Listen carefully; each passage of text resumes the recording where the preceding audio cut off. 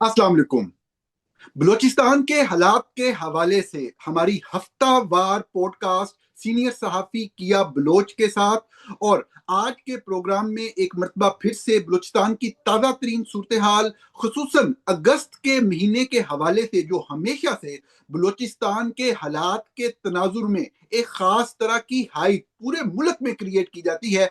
इस हवाले से चंद अहम सवाल हैं हमारे पास। बलूचिस्तान की हुकूमत की परफॉर्मेंस के हवाले से हम किया के सामने वो सवालात रखेंगे। इसी तरह से चंद दोस्तों ने ये कहा मुसलसल के किया बलोच से उनका ये मौक़िफ़ भी जाना जाए कि वो नए सूबे बनने के हवाले से बलूचिस्तान की तकसीम के को कैसे देखते हैं, या दीगर इलाकों में नए सूबे बनने के हवाले के अमल को पाकिस्तान के बाकी सूबों में कैसे देखते हैं। लेकिन हम गुफ्तगू का आगाज़ अगस्त के महीने की जो एक हाइप क्रिएट की जाती है उसी से करेंगे। क्या आपने देखा होगा चंद दिन पहले 14 अगस्त से पहले आईएसपीआर ने दो मुख्तलिफ नगमे जारी किए, एक ब्राहवी जबान में है, बलोची जबान में है, और उसमें कुछ इस तरह का तासुर देने की और एक इस चीज को रिपीट बार बार कहने की कोशिश की गई है कि बलूचिस्तान पाकिस्तान का हिस्सा है, बलोची पाकिस्तानी हैं।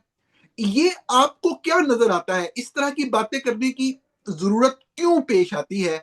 इसका मकसद क्या हो सकता है? क्या बलूचिस्तान के लोगों की हुब्बल वतनी पे शक किया जा रहा है, या ये कोशिश या बावर कराने की कोशिश की जा रही है कि बलूचिस्तान के लोग पाकिस्तान के साथ ही हैं? ऐसे नगमे पंजाब के लिए क्यों नहीं बनते कि पंजाबी पाकिस्तानी हैं? ये मेरे जहन में वैसे एक सवाल आया, तो मैंने कहा आपके सामने रखूं। आप इस ओवरऑल अगस्त के महीने के हवाले से जरा हमारे देखने वालों को बताएं ताकि हम प्रोग्राम को आगे लेकर चलें। जी बहुत शुक्रिया नूरान साहब आपका।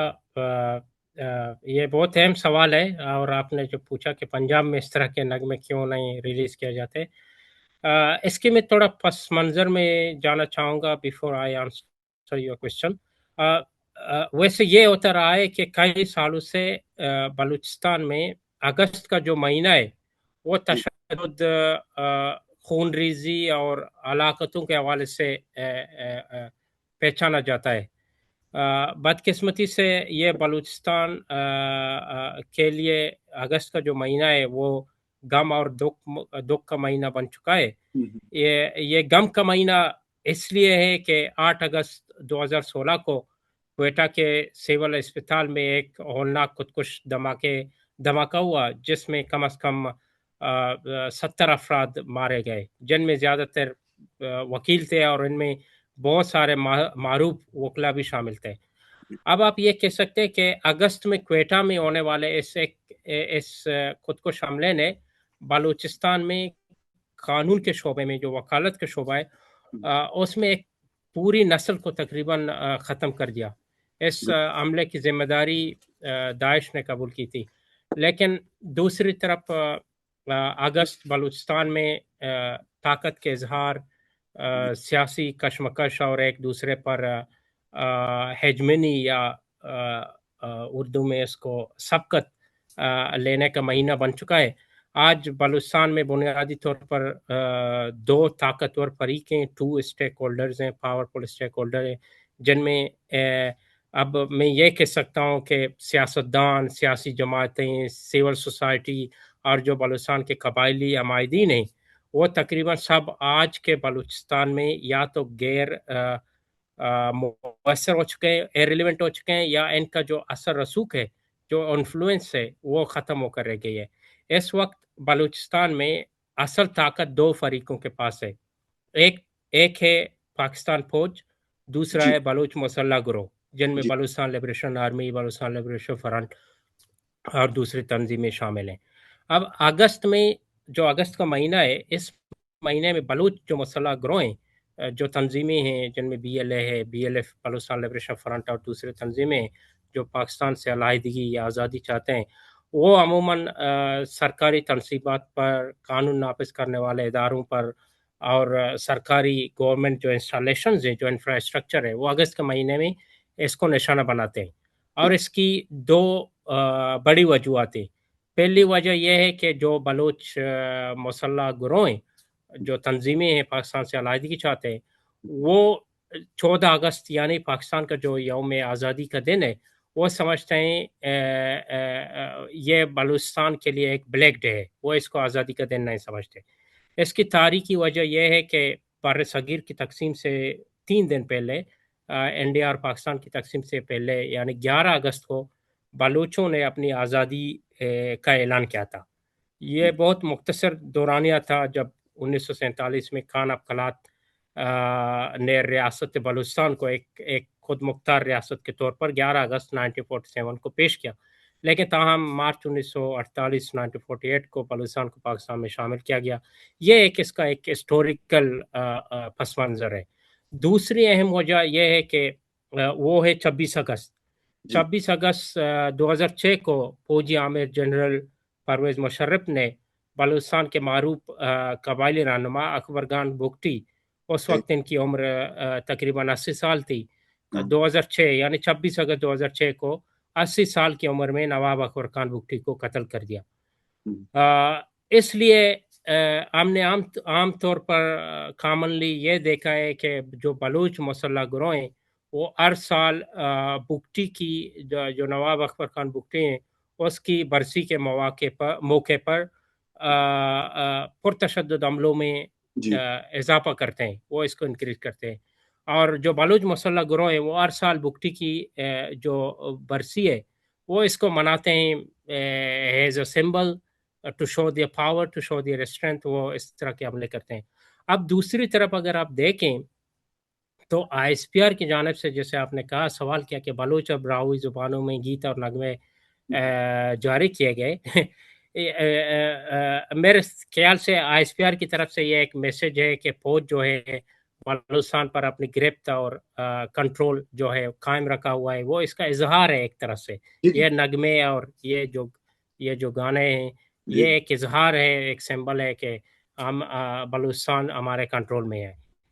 اس کے ذریعے میرے خیال سے اس طرح کے جو گانے ہیں، اس طرح کے جو نغمے ہیں، اس طرح کی چیزیں ریلیز کرنے سے یہ تاثر دی جاتی ہے یا یہ کوشش کی جاتی ہے کہ بلوچ پاکستان کے ساتھ ہیں، بلوچ فوج کو بہت پسند کرتے ہیں، بلوچ محب وطن ہیں اور خود کو پاکستانی سمجھتے ہیں۔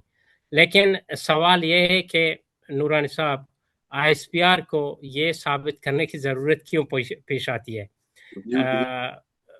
میرا خیال ہے یہ ایک بہت ہی نو آبادیاتی یا کالونیل طرز عمل ہے۔ اس کی ایک مثال میں آپ کو دیتا ہوں، سری لنکا میں ہمیں نظر آئی 2009 سے پہلے جب تامل ٹائیگر کے خلاف آپریشن جاری تھا، اس سے پہلے 2009 میں تو ان کا خاتمہ ہوا۔ سری لنکا میں تامل آبادی کو حکومت کی طرف سے 4 فروری کو یوم آزادی منانے پر یوں ہی مجبور کیا جاتا تھا۔ اسی طرح آج بھی آپ دیکھیں چین کے علاقے سنکیانگ میں، تبت کے علاقوں میں بھی جو مقامی آبادی ہے، وہ بدھ ہوں، ویگرز ہوں، ان کے مساجد کو، ان کے جو عبادت گاہیں، ان کو چائنا کی قومی جو پرچم ہے، چائنا کا قومی پرچم وہاں لہرایا جاتا ہے، چائنا کا قومی ترانہ ان کو گانے پر مجبور کی جاتی ہے۔ اب مجھے نہیں معلوم کہ D G I S P R کو یہ مشورے کون دیتا ہے، لیکن سوال یہ ہے کہ ایسے نغمے صرف بلوچستان کے لیے کیوں بنائے جاتے ہیں؟ پنجاب پاکستان کا حصہ ہے، سندھ پاکستان کا حصہ ہے، اسی طرح خیبر پختونخوا پاکستان کا حصہ ہے، تو اس طرح کے گیت پنجاب، خیبر پختونخوا یا سندھ سے کیوں جاری نہیں کیے جاتے؟ Why particularly Balochistan? تو ایک اور لاسٹ میں کنکلوڈ کرنا چاہوں، آئی ایس پی آر کی میں تعریف نہیں کرنا چاہتا، لیکن مجھے لگتا ہے کہ اس ادارے میں اب پیشہ ورانہ جو پروفیشنلزم کا جو معیار ہے، ہم نے پچھلے 8-10 سالوں میں دیکھا ہے کہ اس میں ڈرامائی طور پر ڈرامیٹیکلی ایک ڈکلائن، ایک کمی آئی ہے۔ اب ایک وقت تھا کہ جب آئی ایس پی آر میں عطر عباس جیسے D G I S P R ہوا کرتے تھے، سلیم اللہ خان جیسے ترجمان ہوا کرتے تھے، جو ایک خاص پیشہ وارانہ انداز میں اپنے ادارے کی یعنی فوج کی نمائندگی کرتے تھے، اور آج ہم دیکھیں کہ اس اہم ادارے کی نمائندگی کون کر رہا ہے۔ میرے خیال سے یہ فرق بہت کچھ بتاتا ہے۔ جی بالکل صحیح کہہ رہے ہیں، اور جو D G I S P R ہوا کرتے تھے وہ باقاعدہ ان صحافیوں کے بھی فون کالز لیتے تھے جو فوج کے پہ تنقید کرتے تھے اور ان سوالوں کا وہ جواب دینے کی اپنے طور پہ پوری کوشش کرتے تھے جو بھی ان کے پاس ان کا موقف ہوتا تھا. اس میں ایک وہ والی چیز نہیں تھی جو 2010-11 سے ہمیں نظر آئی کہ ایک سریا آ گیا اور جو لوگ تنقید کرنے والے ہیں ان کو صحافت کے شعبے سے ہی انہوں نے سمجھا کہ یہ باہر ہیں. صرف جن لوگوں کو ہم نے انگیج کیا ہوا ہے جو ہمارے ساتھ چل رہے ہیں جو ہمارا دیا ہوا جو منترا ہے وہی پڑھ پڑھ کے سنا رہے ہیں تو وہی لوگ جو ہیں وہ پھر ان کو ایکسیس نصیب ہوئی. ایک اور معاملہ اس سے پہلے کہ میں سیاسی اور اہم باتوں کی طرف آؤں, ایک بہت اہم معاملہ یہ چل رہا ہے کہ جو 2022 میں بہت بڑا سیلاب آیا تھا کہ آپ جانتے ہیں, آپ کو یاد ہوگا, ہمارے دیکھنے والوں کو یاد ہوگا, پاکستان میں بڑی جی ہاں تباہی مچی تھی تھرو آؤٹ دا پاکستان. تو اس میں مختلف جو بین الاقوامی مالیاتی ادارے ہیں انہوں نے مختلف منصوبوں کے لیے پاکستان کی مدد کی. ورلڈ بینک نے پاکستان کو 300 بلین ڈالر سے زائد کی ایک فنڈ دیا جس کے ذریعے ہاؤسنگ کے پروجیکٹ مکمل ہونے تھے, لوگوں کو گھر بنا کے دیے جانے تھے. لیکن بعد میں کچھ ایسا سامنے آیا کہ کچھ اس طرح کی اطلاعات آئیں کہ شاید وہ جو پیسہ جو ورلڈ بینک سے سیلاب سے متاثرہ لوگوں کے لیے گھر بنانے کے لیے لیا گیا ہے وہ پیسہ اور ڈفرینٹ پروجیکٹس پہ انفراسٹرکچر کے پروجیکٹس سے, اور جب ہم انفراسٹرکچر کہتے ہیں تو آپ سمجھتے ہوں گے کن کی فیسیلیٹیشن کے لیے وہ انفراسٹرکچر پروجیکٹ ہوتے ہیں, تو ان پہ لگایا جا رہا ہے. اور اس حوالے سے ڈان اخبار نے خلیق کیانی صاحب نے بھی ایک رپورٹ کیا, میں نے دیکھ رہا تھا کہ جو ایک خط لکھا گیا ہے باقاعدہ ورلڈ بینک کی جانب سے وفاقی حکومت کو بھی اور بلوچستان کی حکومت کو بھی, اور جس میں بڑی ناراضگی کا اظہار کیا گیا. سب سے پہلے ذرا لوگوں کے سمجھنے کے لیے بتائیے گا یہ معاملہ کیا ہے اور یہ کس طرح سے فنڈز کا استعمال ہوا. یہ تو واضح طور پہ کرپشن کی مثال نظر آتی ہے. جی اصل معاملہ یہ ہے کہ آپ کی بات بالکل درست ہے کہ اس کو میڈیا میں اٹینشن یا جو خاطر خواہ توجہ ہے وہ نہیں ملی ہے. لیکن یہ جو معاملہ ہے یہ اصل میں 2000 فروری میں جو ایک تباہ کن سیلاب بلوچستان میں آئی, اس کے بعد ورلڈ بینک کے تعاون سے بلوچستان میں ایک بہت بڑی ہاؤسنگ پروگرام کا آغاز کیا گیا تھا, جس کا مقصد جو متاثرہ خاندان تھے یا جو متاثرہ افیکٹڈ لوگ تھے ان کو دوبارہ گھر بنانے میں مدد دینا تھا. لیکن اب حکومت نے اس پروگرام کے تحت ہاؤسنگ سپورٹ کو محدود کر دیا ہے. جس پروجیکٹ سے جس فنڈ سے ورلڈ بینک کے جس پیسے سے گھر بننے تھے اس کو محدود کر دیا, اور جو فنڈ دستیاب تھی اویلیبل تھی اس فنڈ کا جو ایک بہت بڑا حصہ ہے وہ انفراسٹرکچر منصوبوں کی طرف منتقل کر دیا. تو یہی وہ فیصلہ ہے جس پر ورلڈ بینک نے شدید تحفظات کا شکار کیا, جو خلیق کیانی صاحب نے ڈاؤن میں خبر کی تھی. ورلڈ بینک کے مطابق 22 جون 2026 تک ہاؤسنگ سپورٹ میں صرف 62,966 ایسے خاندانوں تک یہ جو پروجیکٹ تھی محدود کر دی گئی تھی جو پہلے قسط کے لیے منظور ہوئے تھے, جبکہ جو سبسڈی سپورٹ تھی, سبسڈی سپورٹ جو لوگوں کو ایک مدد فراہم کرنا تھی وہ 97,000 لوگوں تک محدود کر دی گئی. اس فیصلے کے نتیجے میں کنسیکوینٹلی یا اس کے کنسیکوینسز یہ ہوئے کہ 1,19,049 جو ایسے خاندان ہیں جن کی تصدیق ہو چکی تھی کہ وہ مالی معاونت کے حال تھے وہ اس مالی معاونت سے محروم رہ گئے. یہاں مسئلہ صرف جو ہے نوران صاحب گھروں کی تعمیر کا نہیں ہے. ورلڈ بینک نے خاص طور پر اس بات پر اپنی جو کمیونیکیشن تھی انہوں نے بلوچستان گورنمنٹ کو لکھی, پاکستان فیڈرل گورنمنٹ کو لکھی. انہوں نے اس بات پر زور دیا کہ ان متاثرین میں 84% جو ہیں وہ انتہائی یہ جو فنڈ مختص کی گئی تھی جن لوگوں کے لیے اس کی جو 84% جو آبادی ہے وہ انتہائی غریب اور کمزور طبقے سے تعلق رکھتا ہے.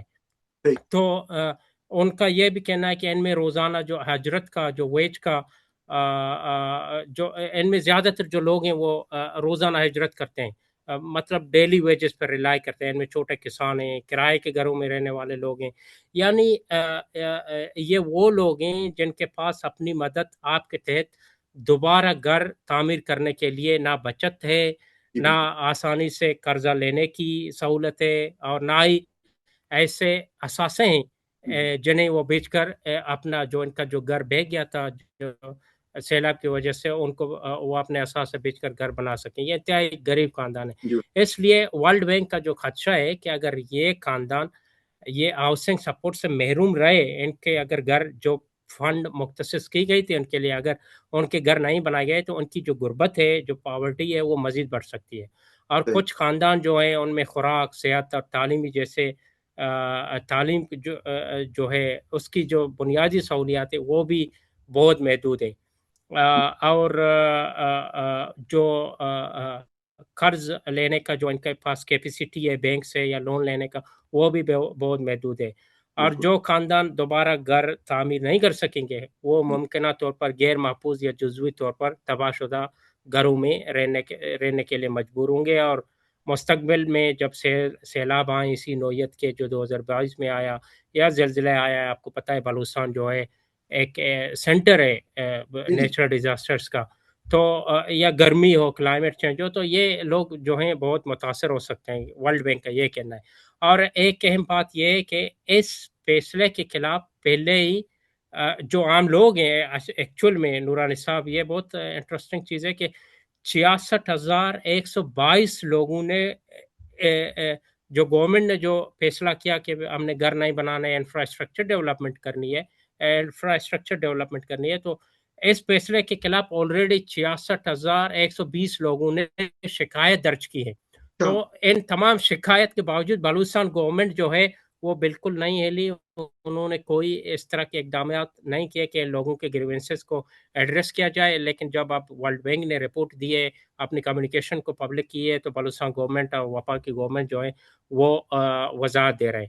لیکن ورلڈ بینک نے حکومت سے یہ بھی کہا ہے کہ جن لوگوں کو ہاؤسنگ پروگرام سے خارج کیا گیا ہے انہیں باضابطہ طور پر اس فیصلے سے آگاہ کیا جائے، ان کو بتایا جائے کہ آپ لوگوں کے گھر نہیں بنائے جا سکتے، اور ان کو جو ہے شفاف طریقہ کار سے ایک شفاف ایک ٹرانسپیرنٹ میکینزم اس طرح اپنایا جائے کہ بتایا جائے کہ کیوں یہ اس طرح نہیں ہو سکتا. اب بالکل. سر بلوچستان میں بہت سارے لوگ سوال کر رہے ہیں کہ آخر یہ جو رقم تھی ورلڈ بینک نے مختص کی کہ جن لوگوں کے گھر تباہ ہو گئے سیلاب سے، وہ جی پیسہ کہاں گیا؟ جی. وہ لوگ سوال کر رہے ہیں کہ رقم کہاں گئی. دراصل اس پورے معاملے کی جو ذمہ داری ہے وہ ہے پروونشل ڈیزاسٹر مینجمنٹ PDMA، جی یعنی جو صوبائی ڈیزاسٹر مینجمنٹ اتھارٹی ہے اس کے اوپر عائد ہوتی ہے. جی. اب بلوچستان میں سر PDMA جو ہے ایک بہت ہی اہم اور خاص ادارہ تصور کیا جاتا ہے. جی اتنا ہی خاص تصور کیا جاتا ہے جتنا جو سیکرٹ ایجنسیز ہیں جن کا ہم نام نہیں لے سکتے اتنا ہی خاص تصور کیا جاتا ہے. بلوچستان میں بہت سارے ایسے لوگ ہیں کہ وہ PDMA کو کوشچن نہیں کر سکتے، وہ PDMA کے خلاف بات نہیں کر سکتے. تو کیونکہ یہ جو ادارہ ہے یہ براہ راست وزیر اعلیٰ بلوچستان صاحب سرفراز بگٹی جو ہیں ان کے انڈر ہے. اور حال ہی میں recently as we are talking چند مہینہ پہلے، ہفتہ پہلے، غالباً ایک مہینہ پہلے، وزیر اعلیٰ کے جو اتحادی ہیں انہوں نے بھی PDMA میں بڑے پیمانے پر کرپشن اور خرد برد کے الزامات لگائے ہیں. اور یہ جو خبر ہے جو وزیر اعلیٰ کے اتحادی ہیں جو PDMA کو کوشچن کر رہے ہیں، یہ خبر ڈان اخبار میں شائع بھی ہو چکی ہے. اب انٹرسٹنگ بات یہ ہے کہ PDMA کے ایک ڈپٹی ڈائریکٹر ہے فیصل طارق ان کا نام ہے، جو وزیر اعلیٰ سرفراز بگٹی کے بہت قریبی دوست بتائے جاتے ہیں. سوشل میڈیا پر آپ اگر دیکھیں فیصل طارق سرچ کریں تو آپ کو اس کے پکچر بھی نظر آئیں گے وزیر اعلیٰ کے ساتھ، اہم فوجی افسران کے ساتھ، پاکستان کے جھنڈے کے ساتھ. تو اسی لیے میں کہتا ہوں کہ پاکستان زندہ باد، پاکستان کے جھنڈے کو اٹھا کر اس کی آڑ میں بلوچستان میں بہت کرپشن ہو رہا ہے. لیکن انفارچونیٹلی جو ہمارے ادارے ہیں وہ اس چیز کا نوٹس نہیں لیتے یا جان بوجھ کر اس کو ڈیلیبریٹ کرتے ہیں. لیکن بلوچستان میں اس وقت سب سے زیادہ کرپشن جو ہو رہی ہے وہ پاکستان کا جھنڈا اٹھاؤ یا پاکستان زندہ باد کا نعرہ لگاؤ، اس کی آڑ میں سب سے زیادہ کرپشن ہوتی ہے. اگر آپ پاکستان کا جھنڈا جو ہے اپنی گاڑی پر لگائیں، ڈسپلے کریں، آپ اس گاڑی میں بندوق ڈالیں، چاہے آپ اس گاڑی میں چاہے منشیات ڈالیں، آپ اس گاڑی میں کوئی بھی بینڈ میٹیریل ڈالیں، تو آپ ایزیلی ٹریول کر سکتے ہیں، آپ کو کوئی نہیں پوچھ سکتا. بہت اور اچھا. اگر آپ पाकिस्तान जिंदाबाद का नारा लगाए नूरानी साहब दिखाने के लिए, लेकिन बीच में आप चाहे जितना भी करप्शन करें, चाहे आपके सिगार जो है, आप अगर सिगार पीते हैं, वो सिगार अगर दुबई से आए, अगर आप साउथ अफ्रीका में अपना पैसा लगाएं, इन्वेस्टमेंट करें, या आप दुबई में प्रॉपर्टी लें, या आप तुर्की में प्रॉपर्टी लें, तो आपको कोई पूछता नहीं है कि आप जो है क्योंकि आप पाकिस्तान जिंदाबाद का नारा लगाते हैं, आप पाकिस्तान का झंडा उठाते हैं, और आप जो है जो पाकिस्तान के पावरफुल लोग हैं उनके साथ आपके एक कनेक्शन है। ये जो फैसल तारिक साहब हैं, उनके ऊपर 35 अरब रुपए की खुर्द-बुर्द का इल्जाम है, और ये ऑफिशियली डॉक्यूमेंटेड है, मैंने ट्वीट भी किया हुआ है, इसका डॉक्यूमेंट प्रूफ भी मौजूद है।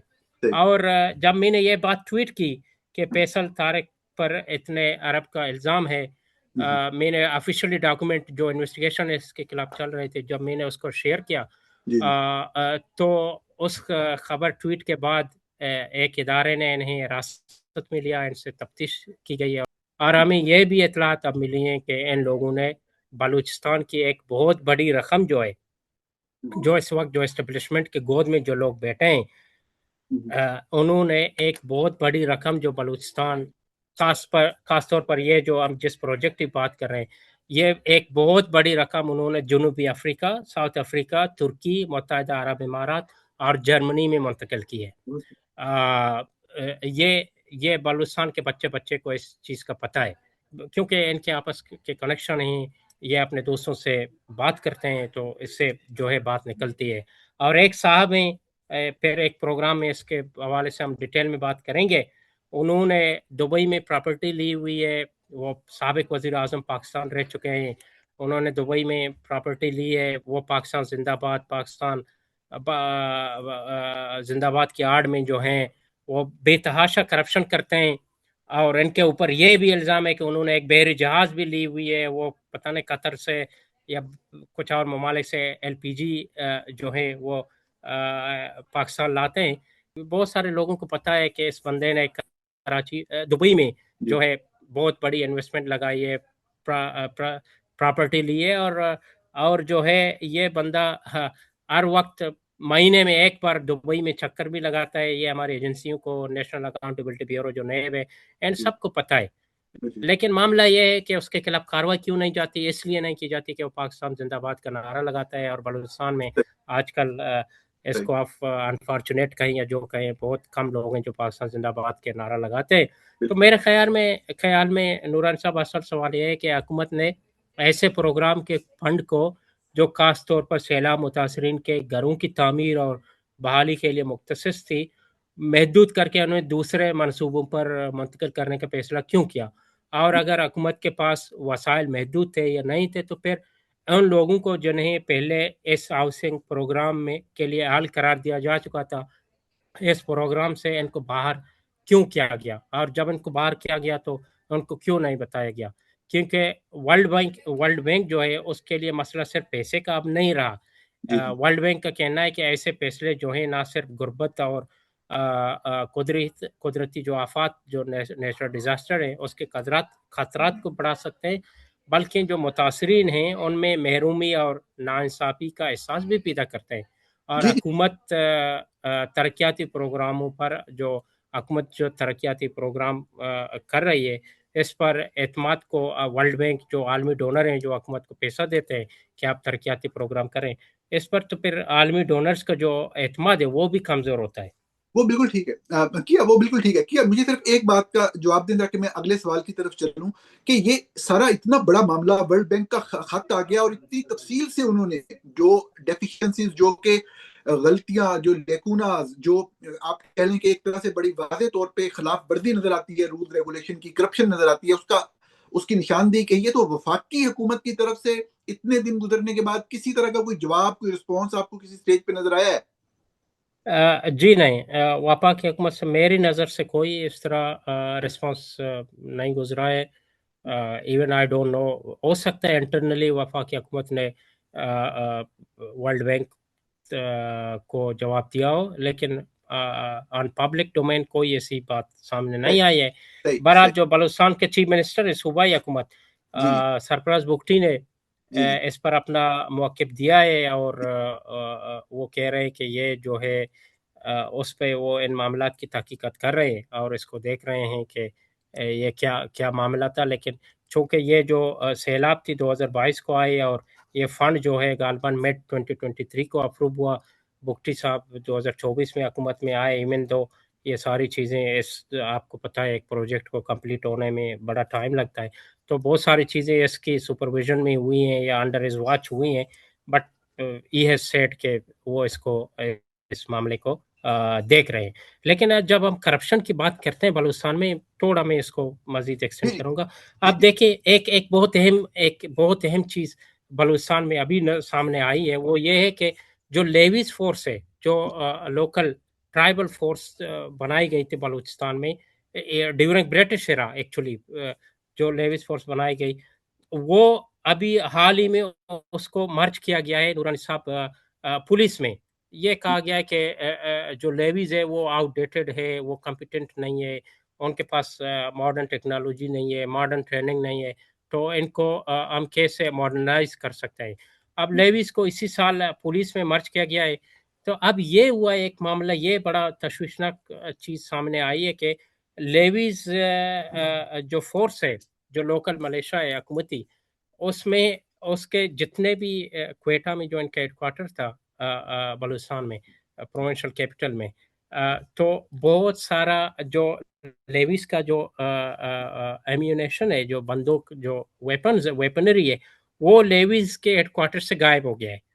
تو اب سوال اٹھایا جا رہا ہے کہ لیویز کے پاس اتنے جدید، اب اس میں یہ چیزیں، یہ ایسا نہیں کہ عام اسلحہ تھے، اس میں بہت ساری جدید اسلحہ بھی شامل تھے، اس میں بلٹ پروف جیکٹ بھی شامل تھے، وہ سب کچھ غائب ہو گیا ہے. وہ کہتے ہیں بھی لیویز جو گورنمنٹ کا ایک ملیشیا فورس ہے، وہ ایک گورنمنٹ اینٹی اتھارٹی ہے، ایک لا انفورسمنٹ ایجنسی ہے، اس کے ہاں سے یہ تمام تر ہتھیار جو ہے وہ کیسے غائب ہو گئے. اب یہ بات کی جا رہی ہے کہ جب لیویز کو پولیس کے اندر مرج کرنے کی باتیں آنے لگی، تو لیویز کے جو بڑے افسران تھے، انہوں نے یہ تمام تر اسلحہ جو ہے کالعدم تنظیم کو بیچ دی. اب یہ یہاں سے عموماً ہمیں یہ سوال کیا جاتا ہے نا کہ Balochistan liberation army, Baloch liberation army ہے، یا جو بلوچ مسلح تنظیم ہے، یا جو دوسرے مسلح تنظیمیں ہوں یا کرمنل ایلیمنٹس ہوں، ان کے پاس یہ جدید تر اسلحہ کہاں سے آتا ہے؟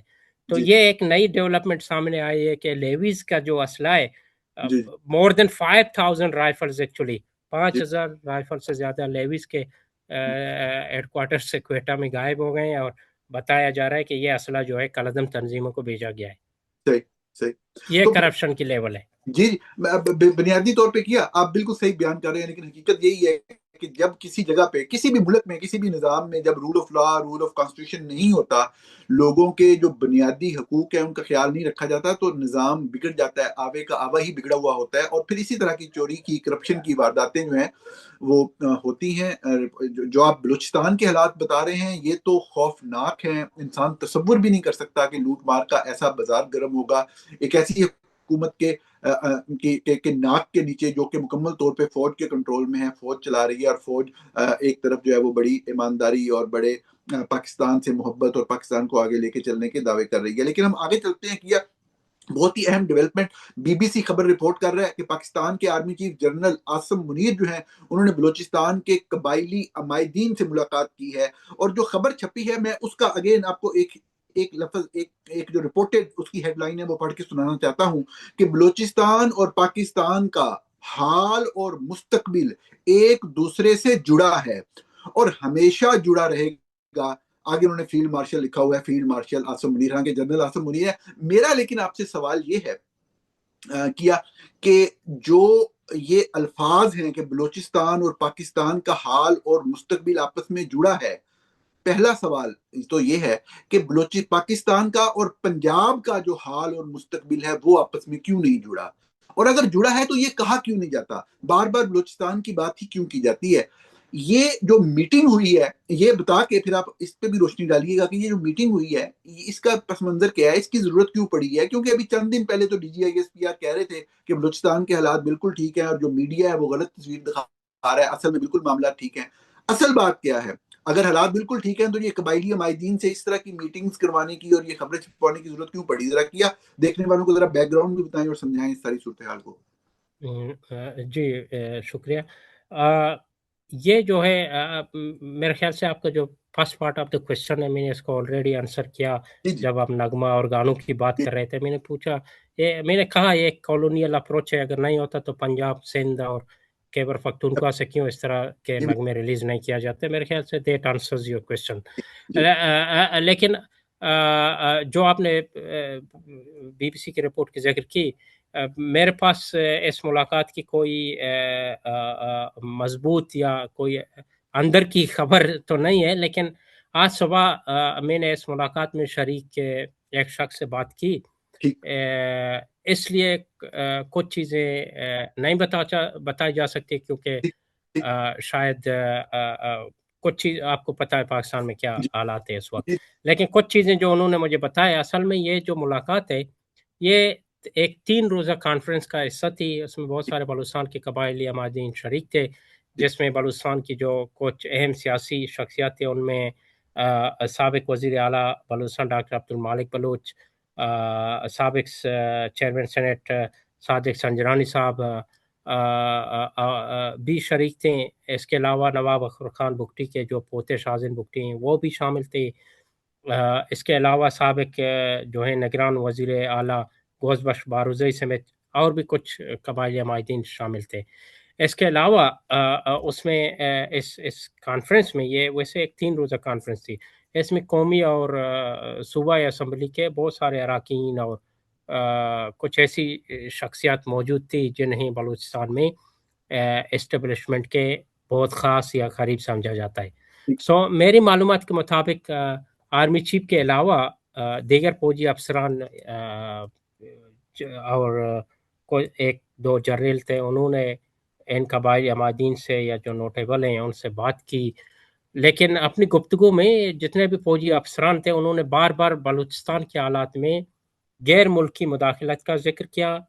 اور دلچسپ بات یہ ہے کہ فوج نے بلوچستان کے جو موجودہ بحران کی ذمہ داری ہے جی جی وہ اپنی پالیسیوں پر نہیں لی، اپنے سر نہیں لی.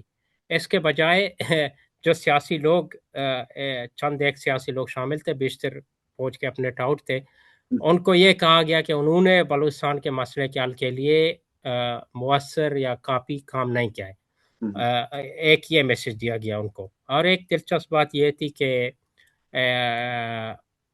انڈائریکٹلی یا بالواسطہ طور پر بلوچستان میں مزید صوبہ بنانے کا بھی تاثر دیا گیا کہ بلوچستان کو ڈیوائیڈ کیا جائے، وہاں مزید صوبہ بنانے کی گنجائش ہے، یہ ایک بہت بڑی ٹیریٹری ہے. لیکن اس بات پر، صوبہ بنانے والی بات پر، وہاں موجود کچھ شخصیات نے اس تجویز کی کھل کر مخالفت بھی کی. ٹھیک وہاں اس محفل میں ایسے بھی لوگ تھے، انہوں نے اس تجویز کی مخالفت کی. اور جہاں تک یہ کنورسیشن کے ماحول کا تعلق ہے، جو انوائرمنٹ تھی وہ اتنا فرینڈلی یا دوستانہ ماحول نہیں تھا. میں نے آج صبح جس شخص سے بات کی وہ اس ملاقات سے نوران صاحب کافی ناخوش نظر آ رہا تھا. ٹھیک ان کا کہنا تھا کہ انہوں نے مجھے یہی بتایا کہ فوج نے بلوچستان کی جو موجودہ صورتحال ہے اس کا تمام تر جو ذمہ داری ہے وہ تقریباً پولیٹیکل عمائدین کو، پولیٹیکل نوٹیبلز کو ٹھہرایا. اور یہ بھی کہا کہ جو نواب اختر خان بگٹی تھے، نواب اختر خان بگٹی، اور جو سردار ہے موجودہ جو قبائلی عمائدین ہیں، یہ سب اس بلوچستان کی جو موجودہ صورتحال ہے اس کے ذمہ دار ہیں. انہوں نے یہ نہیں کہا کہ مشرف نے نواب اختر خان بگٹی کو قتل کر کے ایک غلط جو ہے ٹرینڈ بلوچستان میں پیدا کی.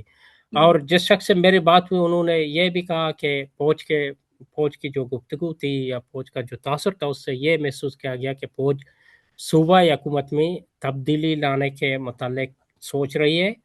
اور ایک امکان یہ بھی زیر بحث رہا ہے کہ وہ بلوچستان میں ایک ٹیکنوکریٹ حکومت قائم کرنا چاہتے ہیں. ظاہر ہے اس بارے میں ابھی حتمی طور پر کچھ کہنا قابل وقت ہوگا، لیکن فوج کے افسران سے جن لوگوں نے ملاقات کی ان کو یہ تاثر ضرور ملا ہے کہ صوبائی سیٹ اپ میں تبدیلی کے امکانات جو ہیں زیر غور ہیں. اور ایک اہم بات یہ بھی ہوئی کہ جو چین کی جو سرمایہ داری ہے وہ بھی ناٹ ان ڈیٹیل لیکن مختصراً زیر بحث آیا، اور وہاں فوجی افسران نے آصم منیر صاحب نے نہیں، فیلڈ مارشل نے نہیں، لیکن کچھ اور افسران نے یہ تاثر ضرور دیا کہ جو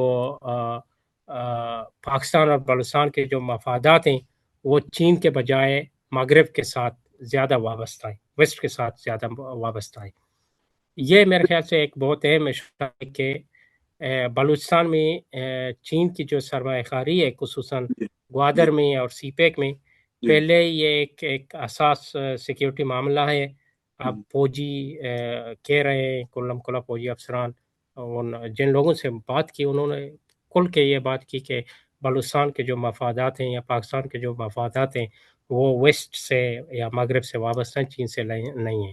لیکن میرے خیال میں اصل مسئلہ یہ ہے کہ اس طرح کی ملاقاتیں اور اس طرح کی گفتگو بلوچستان کے جو بنیادی مسائل ہیں وہ ان کو حل نہیں کر سکتی. وجہ یہ ہے کہ جن لوگوں کو آج بلوچستان کی نمائندگی کے لیے بلایا جا رہا ہے یا جن سے گفتگو کی جا رہی ہے، ان میں سے بہت سے لوگ زمینی حقائق میں اپنی جو زمینی حقیقت ہے، جو گراؤنڈ ریالٹیز ہیں، وہ اپنی وہاں بلوچستان میں وہ اپنی سیاسی اہمیت اور تاثر، اپنا جو اثر رسوخ ہے، جو انفلوئنس ہے، وہ کھو چکے ہیں. خاص طور پر بلوچ نوجوانوں میں جو لوگ اس ملاقات میں شریک تھے، جو آج کا جو بلوچ نوجوان ہے وہ جو ہے آج ان لوگوں کی بات نہیں سنتے، یا وہ قبائلی عمائدین ہیں یا جو پولیٹیکل لیڈرشپ ہے جن سے فیلڈ مارشل نے آج ملاقات کی، آج کا نوجوان ان کی بات کو نہیں سنتے. جیسے کہ میں نے پہلے بھی کہا کہ بلوچستان کی جو سیاست میں جو سیاسی قائدین ہیں اور جو قبائلی عمائدین ہیں اب بڑی حد تک وہ ایریلیونٹ ہو چکے ہیں. اس وقت بلوچستان میں پہلے بھی اس کا ذکر کر چکا کہ ابھی اس وقت میں جو اسٹیک ہولڈرز ہیں وہ دو ہی ہیں. ایک طرف فوج ہے، دوسری طرف جو ہے وہ بلوچ مسلح تنظیمیں ہیں. اور یہ ایک حقیقت ہے کہ نوجوان اب مسلح گروہ جو ہیں، جو مسلح تنظیمیں، ان کے رہنماؤں کی بات سنتے ہیں اور ان پر زیادہ اعتماد رکھتے ہیں. یہی وجہ ہے کہ جو بی ایل اے کا جو کوآرڈینیٹڈ عملہ تھا ہیروف 2 جنوری میں جو ہوا ہے، جس پر ہم نے اور آپ نے پروگرام بھی کی، جب بی ایل اے نے 31 جنوری سے فروری کے پہلے ہفتے تک جو کوآرڈینیٹڈ یا جو مربوط عملے کیے، اس کے بعد نورانی صاحب ہمیں ایسی بھی اطلاعات موصول ہوئے ہیں کہ تقریباً 15,000 بلوچ نوجوان جو ہیں وہ بلوچ مسلح تنظیموں میں شامل ہوئے ہیں. اور اس میں ایک بہت بڑی تعداد جو ہے وہ خواتین کی بھی ہے. اب تو یہ بھی صورتحال ہے کہ پشتون نوجوان بھی جو ہے وہ بھی بی ایل اے یا بی ایل ایف یا جو بلوچ مسلح تنظیمیں وہ بھی ان میں شامل ہونے کا جو ہے ایک خواہش رکھتے ہیں. ان میں ان تنظیموں میں شامل ہونے کا رجحان اور جو دلچسپی ہے وہ نظر آتی ہے. اس لیے میرے خیال میں بلوچستان میں اصل جو طاقت کا مرکز ہے آج یہ روایتی سیاسی یا قبائلی اشرافیہ نہیں ہے، بلکہ بلوچ مسلح تنظیمیں ہیں. اور مسئلہ یہ ہے کہ جو مسلح تنظیمیں وہ آج سب سے زیادہ طاقتور اسٹیک ہولڈر بن چکے ہیں بلوچستان میں، وہ بات چیت کے لیے تیار نہیں ہیں. لہٰذا اگر حکومت یا فوج واقعی بلوچستان میں مسئلہ حل کرنا چاہتی ہے تو صرف چند سیاسی شخصیات، قبائلی عمائدین یا جو اسمبلی کے اراکین ہیں جن کو لوگ کہتے ہیں کہ فارم 47 کے پیداوار ہیں، ان کو بلا کر راولپنڈی میں بلا کر، اسلام آباد میں بلا کر ان سے ملاقات کرنے میں میرا نہیں خیال ہے کہ کوئی فرق بلوچستان کے حالات پر پڑے گا. اصل ضرورت یہ ہے، ہمیں یہ سمجھنے کی ضرورت ہے کہ جو بلوچ نوجوان ہیں وہ ریاست اور موجودہ سیاسی نظام جو ہے، جو موجودہ سیٹ اپ ہے، اس سے کیوں بدظن ہو چکے ہیں. بلوچ نوجوان نہیں بلکہ پشتون بھی ہو چکے ہیں. اور ان لوگوں تک، ان نوجوانوں تک کیسے پہنچا جائے جو آج کے بلوچستان کی سیاسی حقیقت میں واقعی اثر رکھتے ہیں. بالکل سے کیا بہت شکریہ ان تمام موضوعات کے اوپر تفصیل سے بات کرنے کا. ہمارے جو قارئین ہیں، ہمارا پروگرام دیکھنے والے لوگ ہیں، ان مختلف سوالات بھیجے. کچھ ایسے سوالات ہیں جو میں آپ سے ڈسکس پہلے بھی کر چکا ہوں، کچھ ہم نے آج کے پروگرام میں ڈسکس کیے. ایک سوال، کیونکہ آپ جانتے ہیں کہ پاکستان میں نیشنل لیول کے اوپر جو سب سے بڑا مسئلہ اس وقت ہے وہ جنرل عاصم منیر کا ایک نیا ایجنڈا، ایک نئی آئین میں ترمیم کے حوالے سے ہے، جس میں وہ پاکستان کے موجودہ جمہوری سیٹ اپ جو کہ ایک پارلیمانی نظام ہے، اس کو ختم کر کے ایک شخصی آمریت پر مبنی صدارتی نظام لانا چاہتے ہیں، اور ساتھ ہی پاکستان میں جو صوبے ہیں ان کو ختم کر کے ایک ون یونٹ ٹائپ کی اس طرح سے بنانا چاہتے ہیں کہ بہت سے چھوٹے چھوٹے سے صوبے ہو جائیں تاکہ کسی ایک کی کوئی اہمیت نہ ہو اور پورا ملک ایک یونٹ کا تصور دے.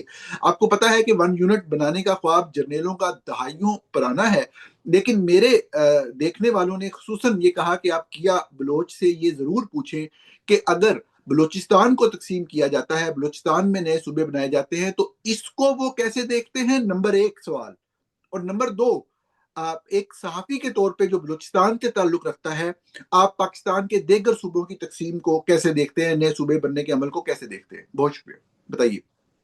جی نورانی صاحب، میرے خیال سے پارلیمانی نظام کو ختم کرنے کا مقصد یہی ہے، پاکستان کے پورے آئین کو ختم کرنا ہے. جی تو پھر ہمیں ایک نئی آئین کی ضرورت ہوگی. اس آئین کو ہمیں ریپ اپ کرنا پڑے گا، مکمل طور پر ختم کرنا پڑے گا. جی بالکل. ایک صرف ترمیم سے پھر یہ کام نہیں بننا. جی اسی بالکل. طرح جب اگر ہم نے صوبوں کو ختم، نئے صوبے بنانے، تو بالکل اسی طرح ہمیں آئین کے بہت سارے ایسے آرٹیکلز ہیں شیک کے، ان سب کو ختم کرنا ہوگا. آئین میں بہت بڑی لیول پر ہمیں ترمیم لانے کی ضرورت پڑے گی. تو یہ مسائل کا حل نہیں ہے. میں نے پہلے بھی کہا ہے، دیکھیں افغانستان جو ہے اس کے 34 افغانستان کے صوبے تھے اور ابھی بھی ہیں. جب افغانستان میں امریکن آئے، نیٹو جب آئی 2001 کے بعد، تو امریکہ سے اس وقت دنیا میں کوئی بڑی پاور نہیں ہے، نیٹو سے کوئی بڑی فوجی طاقت بھی نہیں ہے. تو نیٹو نے وہاں پر امریکنز نے یا ویسٹ نے وہاں افغانستان میں ایک جمہوری حکومت قائم کرنے کی کوشش کی. وہاں پر الیکشن کرائے، انتخابات کرائے. ایک ٹینیور میں یا شاید 2 ٹینیور میں حامد کرزئی صاحب نے حکومت کی، پھر اس کے بعد اشرف غنی کی حکومت آئی. تو کیا افغانستان کے 34 پروونسز تھے، وہاں پر امریکنز یا نیٹو کوئی نہ تو وہ لوگوں کا دل و دماغ جیت سکے، نہ وہ ویسٹ کے خلاف جو ایک نفرت عام افغان میں تھی. ایون دو افغانستان میں تو ایک ڈیموکریٹک سیٹ اپ لایا گیا، وہاں پر الیکشن ہوتے تھے اور لوگ بڑی تعداد میں پارٹیسپیٹ بھی کرتے تھے. امریکن نے افغان کے لیے جو ایک جنریشن افغانستان میں پیدا ہوئی 2000 کے بعد، وہ تو پوری جنریشن آج جو ہے افغانستان کی جو 2001 کے بعد پیدا ہوئی ہے، وہ ایک ویسٹرن سوچ رکھتی ہے. لیکن اس کے باوجود امریکن جو ہے افغانستان میں خاطر خواہ تبدیلی نہیں لا سکے. امریکہ کے افغانستان کی سیکیورٹی کو امریکنز یا ویسٹرن جو پاورز ہیں وہ افغانستان کی سیکیورٹی کو تبدیل نہیں کر سکے. اب بلوچستان کا مسئلہ یہی ہے کہ وہ کہتے ہیں ہم نے بلوچستان میں اگر نئے صوبے بنانے ہیں، تو اس کی سب سے بڑی وجہ یہ ہے کہ سیکیورٹی کنسرنز ہیں. ہم نے سیکیورٹی، وہ کہتے ہیں جو اسٹیبلشمنٹ ہے اس کا نقطہ نظر یہ ہے کہ وہ سیکیورٹی کنسرنز کو ایڈریس کرنا چاہتے ہیں. جب نئے صوبے بنیں گے تو بلوچ ڈیوائیڈ ہوں گے، بلوچستان تقسیم ہوگی، تو پھر جو ہے شاید جو ملیٹنسی ہے وہ اس طرح اسٹرینتھن یا پاورفل یا طاقتور نہ رہے. تو میرے خیال سے مسئلہ جو ہے، آپ چاہے بلوچستان میں 40 صوبے بنائیں، 50 صوبے بنائیں، یا 2 بنائیں یا 4 بنائیں، انٹل اینڈ انلیس جو لوگوں کے جو فنڈامنٹل گریونسز ہیں آپ اس کو جب تک حل نہیں کریں گے، جب لوگوں کے جو اکنامک گریونسز ہیں، جو لوگوں کے جو سوشل گریونسز ہیں، جو کلچرل آئیڈینٹی کا ایک مسئلہ ہے لوگوں کا، اس ریجن کے لوگوں کا، اس میں بلوچ بھی ہیں، براوی بھی ہیں، پشتون بھی ہیں، جب تک آپ اس کو حل نہیں کریں گے تو آپ جو ہے یہ مسائل کا حل نہیں ہے. بالکل. اس سے بلوچستان کی جو بدامنی ہے وہ دور نہیں ہوگی. بالکل صحیح. جہاں تک پاکستان میں نئے صوبے بنانے کا قیام ہے، میرے خیال سے پاکستان میں ڈیفینیٹلی مجھ سمیت بہت سارے ایسے لوگ ہیں وہ کہتے ہیں پنجاب میں کم از کم جو ہے تقسیم ہونی چاہیے. جی اس کی ایک بہت بڑی وجہ یہ ہے کہ جو سرائے کی آئیڈینٹی ہے، جی جو سرائے کے لوگ ہیں، سرائے کی لوگ ہیں، وہ سرائے کی بیلٹ کے جو لوگ ہیں وہ اپنی ایک الگ شناخت چاہتے ہیں، ان میں یہ گریونسز پائے جاتے ہیں. اور اس کے علاوہ میرے خیال سے پنجاب کو تقسیم کرنے کی اس لیے بھی ضرورت ہے کہ اس وقت سینٹر میں جو سب سے بڑی ریپرزنٹیشن ہے وہ پنجاب کی ہے. اب ہم 3 صوبے ہیں، ہماری سندھ ہے، خیبر پختونخوا ہے، بلوچستان ہے. ہماری پاکستان کی قومی اسمبلی میں ریپرزنٹیشن کتنی ہے اور پنجاب کی ریپرزنٹیشن کتنی ہے؟ آج آپ فیصل آباد کو دیکھ لیجئے، آپ لاہور کو دیکھ لیجئے، پنجاب کے کسی اور بڑے شہر کو دیکھ لیجئے، وہاں نیشنل اسمبلی، قومی اسمبلی کی جو سیٹ ہے فیصل آباد کے یا لاہور کے، وہ بلوچستان کی نیشنل اسمبلی کی سیٹ سے زیادہ ہیں. تو جو ایک امبیلنس ہے پاور اسٹرکچر میں، جو گورننس نظام میں ایک امبیلنس ہے، تو یہ بھی ایک بہت بڑی خرابی ہے اس نظام میں. اب ہم 3 صوبے اگر ہم چاہیں، بلوچستان ہو، سندھ ہو، خیبر پختونخوا ہو، ہم 3 صوبے مل کر بھی چاہیں تو ٹیکنیکلی شاید یہ بہت مشکل ہوگا کہ ہم اپنا جو ہے وزیر اعظم پاکستان میں بنا سکیں. لیکن اگر پنجاب اکیلا چاہے تو وہ بنا سکتے ہیں. تو اس لیے میرے خیال سے پنجاب میں جو ہے پنجاب کو تقسیم کرنے کی ضرورت ہے. لیکن بلوچستان میں اگر آپ تقسیم کی بات کریں گے، بلوچستان میں آلریڈی انڈر لائنگ پرابلمز ہیں، بہت سارے مسائل ہیں. آپ اس کو تقسیم کرنے کی کوشش کریں گے تو ایک نیا بحران جنم لے گا، یہ ایک نیا مسئلہ بنے گا. اور اسی طرح اب سندھ میں یہ مسئلہ نہیں ہے جو بلوچستان میں ہے. اگر آپ سندھ کو تقسیم کرنے کی بات کریں گے تو کیا آپ کے خیال سے زرداری صاحب جو ہے پریزیڈنٹ آف پاکستان، وہ اس کی اجازت دیں گے؟ تو پھر سندھ میں بھی اسی طرح سے ایک نیا بحران پیدا ہوگا. اور خیبر پختونخوا کی بات کریں تو وہاں پہ بھی یہ امکان موجود ہے کہ وہاں پہ بھی ایک پولیٹیکل نیا کرائسس، ایک ریزنمنٹ کریٹ ہو سکتی ہے. ایون پنجاب میں میاں صاحب جو ہیں پی ایم ایل این ہے، میرا نہیں خیال ہے پرسنلی وہ چاہیں گے کہ پنجاب کو تقسیم کیا جا سکے. جی کیا بہت شکریہ آپ کے ویو پوائنٹ کا. جو آپ نے آخر میں بات کی پنجاب کے حوالے سے، ہم نے دیکھا کہ خواجہ سعد رفیق سینئر سیاستدان ہیں، عمومی طور پہ ان لوگوں میں آتے ہیں جو کہ اپنی پارٹی کے اوپر بھی تنقید کرتے ہیں اور جمہوری ذہن رکھتے ہیں. انہوں نے بھی کل لکھا سوشل میڈیا کے اوپر، اور اس کے اندر انہوں نے یہ لکھا کہ پنجاب کی مزید تقسیم نہیں ہونی چاہیے. پتہ نہیں ہمارے بعد اچھے لوگ بھی کیوں بے تکی باتیں کرتے ہیں. پنجاب کی تقسیم جو پہلے ہوئی وہ سرائکیوں نے نہیں کی، وہ سندھیوں بلوچیوں نے نہیں کی، وہ پنجاب کے لیڈرز نے خود انگریز کے ساتھ مل کر اس تقسیم کو قبول کیا. اور پنجاب میں بارڈر لائن جو بنی، اس کے دونوں اطراف پہ ہزاروں لوگوں کا قتل عام کیا گیا. سکھوں نے مسلمانوں کو مارا، مسلمانوں نے سکھوں کو مارا. جو لوگ متحدہ پنجاب چاہتے ہیں ان کو بھارت کی سائیڈ کے پنجاب اور پاکستان کی سائیڈ کے پنجاب، یعنی کہ لاہور ڈویژن، راولپنڈی ڈویژن، فیصل آباد ڈویژن، گوجرانوالہ ڈویژن، ان کو اکٹھا کرنے کی کوشش کرنی ہے. جو باقی حصے زبردستی پنجاب کے ساتھ ملائے گئے ہیں وہ پنجاب کا حصہ نہیں ہے. شریف فیملی چاہے یا نہ چاہے، سرائکی وسیب کے لوگوں کی صدر ہے، ایک اپنی شناخت ہے. بہرحال کیا بہت شکریہ ٹائم دینے کا. بہت گفتگو ہم نے سیر حاصل گفتگو کی. ہم اگلے جمعے کے دن دوبارہ سے اسی پوڈ کاسٹ میں جو تازہ ترین ملکی صورتحال خصوصاً بلوچستان کے حوالے سے معاملات ہوں گے ان کے اوپر دوبارہ حاضر ہوں گے. بہت شکریہ.